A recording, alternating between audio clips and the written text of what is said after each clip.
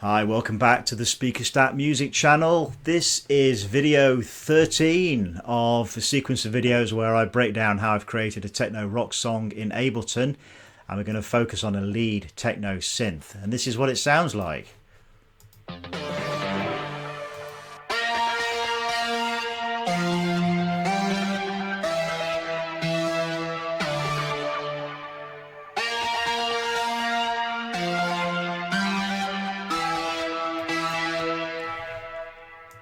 And I've got it coming in at various sections in the song. It's really doesn't change much. There's a build-up section here which sounds slightly different.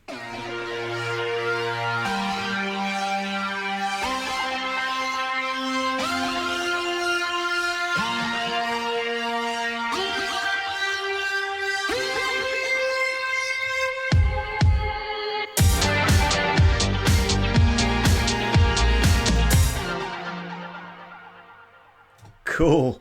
So if you're interested in checking out more of the song, hearing more of it, there'll be a link at the end. You can actually click on the video that I've created. It's on the YouTube channel and it's called Mechanical. Awesome. If you get a chance to listen to it, I'd be really thrilled for you to hear it. But yes, in terms of how I created it, so this is a lead instrument for the song, and there's a lot going on with it. I'm going to run through how I've done that. It's a MIDI channel that I've set up.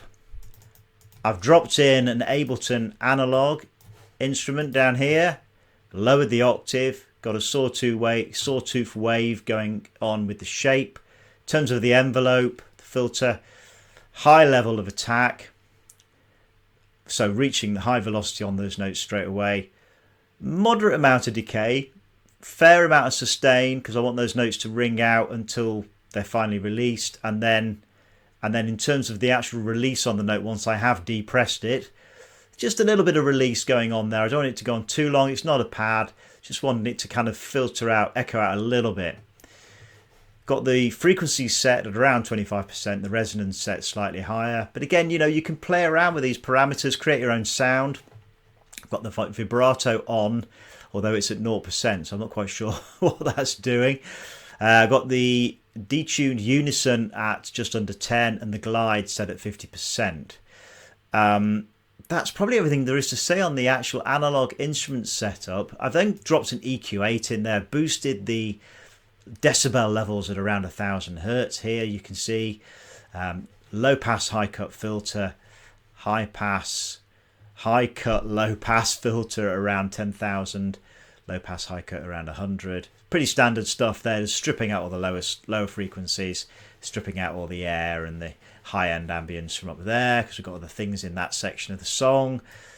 Got a grain delay on it, which I'm going to do a future video on at some point, but so I'm not going to cover it in depth here, but I wanted something that kind of just sounded a little bit different. And what a grain delay essentially does is it splits the audio sound up into lots of different bits, and then applies different kind of delay parameters to each bit. So you just kind of get this grainy feel to the actual delay sound. With something like this, you can go in and you can actually just play around with the sound and get something that you want.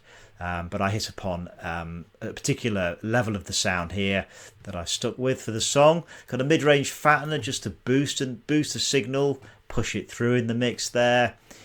We've got a chorus, which I've dropped that in and haven't really changed that much. And the same for the delay again. I've just dropped it in again. Haven't really messed around with the parameters on that at all. Just wanted a little bit of delay on it. Got a reverb, which I've set to 52%. And then I've got a third-party plugin called Serum. And I've got a high dimension stereo imager on that just to make the signal stereo as it's coming out in the mix, just have more of a stereo effect going on in it. And that's the sound setup. In terms of the notes, I've got a D up to an A sharp for those three notes, then down to an F, then slightly up to a G, and then consolidates back on the E. So it looks like this.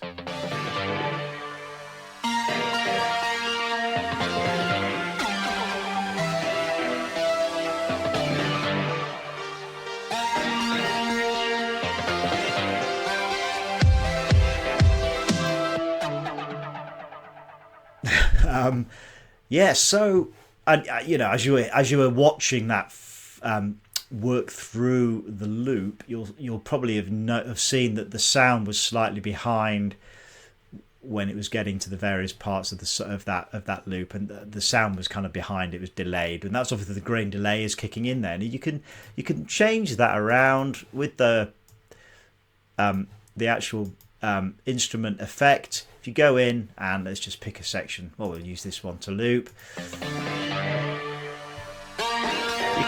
You can actually go in and move that around. You can just adjust the sound, adjust the level of delay, etc.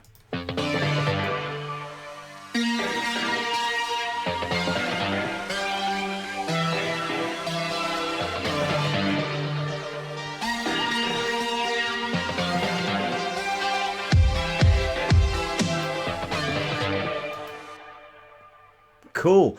But I'm just going to take that back to where it was because I really like the sound I had set up.